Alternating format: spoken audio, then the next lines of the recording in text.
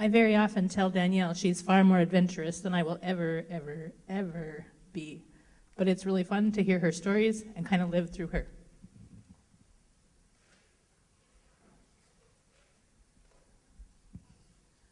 Our next speaker is a first grade teacher at Myers-Wilkins Elementary School. She's a native of Liberia and immigrated to the United States with her parents in 1982. Most African immigrants can't expect genealogy websites to link their past ancestry stories. It's a power of oral storytelling from their elders that they depend on to give them the knowledge and confidence in who they are today. With the power of storytelling, please welcome Jebeh Edmunds. Thank you, Tammy. Oh, good evening, good evening. Some of you might not know me. My name is Jebeh Edmunds, and I was born in a country called Liberia. My parents were born and raised there. My grandparents, and even all my ancestors were there from the beginning of time. When Tammy asked me to come and talk about the igniting of learning, my husband, God bless him, he gave me a little Christmas gift, and he said, "Oh, this is a very cool genealogy website to find out about your ancestry." So I tried it, kind of helped him out a little bit. Then I realized, I know where I come from. I can just call my mom, call my dad, call my grandma. And so the stories that they told me growing up were already what I had in my heart. So I want to share a couple things with you. Like I said, my whole family's origin has started in Liberia. And when I left in 1982, due to a civil war and conflict, my parents took a few pictures with them. But the most valuable treasure they took with them were stories of our family beginnings. How my mom always tells me my first steps as a child landing on my namesake's lap, who was Chief Jebeh Haje Sese of the Vai tribe, who happened to be my aunt. Stories of when my mom first came to the United States and standing on snow for the first time, feeling like she was walking in an icebox. These are the stories that have molded and shaped who I am today. My grandfather, Anthony Clayo, was a dignitary in Liberia, and even he would tell me stories of when he came on a diplomatic mission in the United States in 1964, and what his perspective was like in the civil rights era as an African visiting this country.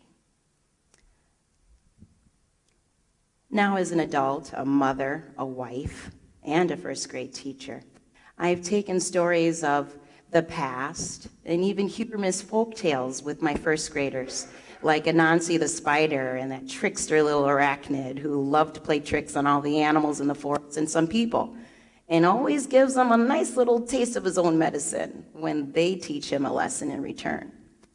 But there is one particular day, we all have those moments as educators, when you just sit back and you get a little stressed and maybe a lesson you tried didn't execute right, or you kind of wonder, what is my purpose as a teacher? And I had a really interesting conversation with my mother, who is also a first grade teacher in Minneapolis. And she told me this story. She goes, "Jebeh, did I tell you about the orange vendor lady back home? It's a true story." I said, "Okay, give me anything, any pearls of wisdom, I'll take it." And she goes, "Okay, just picture back home in Liberia, in the market, there's an older woman, and every morning before dawn, she sets up her orange stand in the market. She meets all the other vendors in the area. She's talking with her friends, and she is ready to sell the best oranges in Liberia. And it's not just how she sets up her stand, it's how she takes each orange. She peels it with her little knife. She cuts down every single slice. She cuts the top half that you can peel it off and just squeeze that orange into that mouth like it's juice right in your mouth. And everybody wants those oranges. So much so This particular customer was pregnant, and being a mom of 2 babies and having those pregnancy cravings, sorry, honey, I had to have those Blue Diamond almond, smokehouse almond, out of the can from Walgreens at 2 a.m. So this particular pregnant customer of our orange lady was married to a very wealthy man. And she craved those oranges that orange vendor lady sold. She had to have it cut just right. And she had to tell her husband every time, don't forget, you had to go to that certain vendor lady, not the other one, the one that cuts it just so. So the husband had his directive, and he knew not to mess up. So he got to the market, found the lady, and said, okay, I'll have an orange. And she cut it just so, and twisted it just right, and sold him the orange. Then he went back to his wife, gave her the orange. Oh, she loved it so much she needed another one. So he ran back into town. And by the time several trips back and forth from his house to the market, he looked at the vendor lady and go, oh, come on, let me just buy the rest of your oranges. I've got the money. You can just finish your day ahead of time and be good. She looked at that man and said, no, I'm not selling you my whole bag of oranges. And the rich man looked at her and go, well, don't you want the money?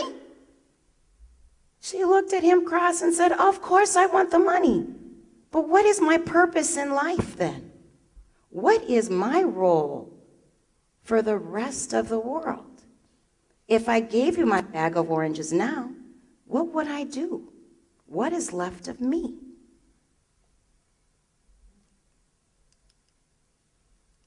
My mom told me this quote, and it stuck with me. She said, no matter what level you are in life, orange vendor lady, CEO,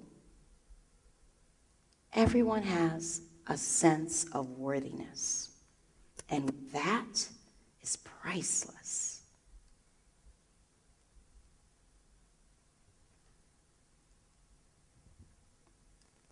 Now, I took that orange vendor lady story with me at school, and I compared it with my little first graders as my little oranges. You know, my principal can admit I'm usually there before she is, and I'm ready. I'm setting up my classroom like it's my own orange stand. I'm getting my lessons just right, and I'm ready to cultivate every single child in my classroom to be the best amazing learner that they can be. And there are some days, we all have those days, especially after spring break, where their oranges start to kind of fiddle a little bit and get on each other's nerves and things like that. And you do kind of think to yourself, I wonder if I can sell my oranges to the highest bidder. You know, anybody. Some days, get me out of here by 9:30, we'll see. But then you have to sit back and realize that same quote. We all have a sense of worthiness. And if I would have let my oranges go, what is my purpose? Who am I going to cultivate? So like I said, ask yourself every day, what would be our sense of purpose in life if we did hand over our bushel of oranges? These are my 2 oranges. They're the reason I wake up every morning. My boys, Maxwell, who's 8, and Mateo, who's 5. It is my purpose in life not only to teach them our heritage and our culture and the stories that my parents fed me from generation to generation, but it's also my purpose in life to teach them to be the best little oranges they can be with the rest of the world.